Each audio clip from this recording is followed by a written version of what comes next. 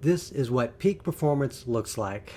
This is not slow motion, this is motion. All these clips are in real time. What you're seeing here is professional disc golfer Paul Oman at the 2022 Open at Belton. The reason I'm making this video is because I want others to realize that a walk-up can be slowed down as either a training aid or a way of ensuring more accurate drives. What matters to the disc isn't really important here. What's important is a steady, fluid, and controlled movement here.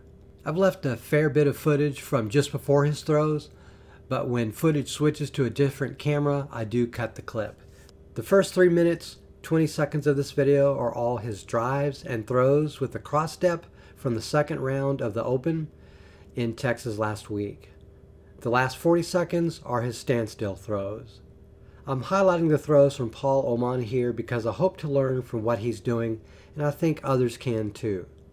I've been aware of Paul Oman for a couple years now, but I haven't seen much of him on post-produced cards to study his performance while using this deliberate pace. Also, at this time, my personal struggles with the disc golf walk-up and cross-step on top of throwing standstill have led me to look for different professionals to emulate to see if that can help me. I think Paul's pace typifies the slow is smooth and smooth is far motto, and I think my throws are anything but smooth or far. So I think this is one person I should be focusing on and trying to learn from and trying to emulate what he does. I think this pace is good as a training tool for beginning players as well as for trainers to use for others. I'm not saying his form is perfect per se, but I think his pace is worth studying. I think having beginners or someone with a learning disability using a similar pace when starting to train can help the trainer as well as a student help diagnose issues with form in real time. I also think that for slick surfaces or rocky terrain, this might help to reduce the chance for slipping or tripping or otherwise incurring an injury. I've always been impressed when I see Paul's slow, steady walk-up because it shows me that someone can still get a lot of distance and accuracy with very slow movement, and even at a standstill, a lot of distance can be gained with potentially greater accuracy provided the correct form, efficient movement, and neuromuscular adaptation over time.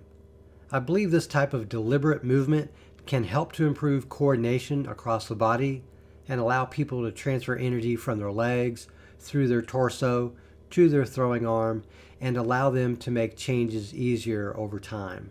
Also, when recording this, they can more easily see what's going on without having to slow the footage down, or if you're using low frame rate recording like 24 frames per second, this allows you to see more movement in that time.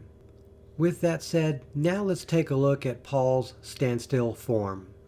I think his standstill form is also instructional for people working on their standstill game, or for people like me who cannot cross-step well.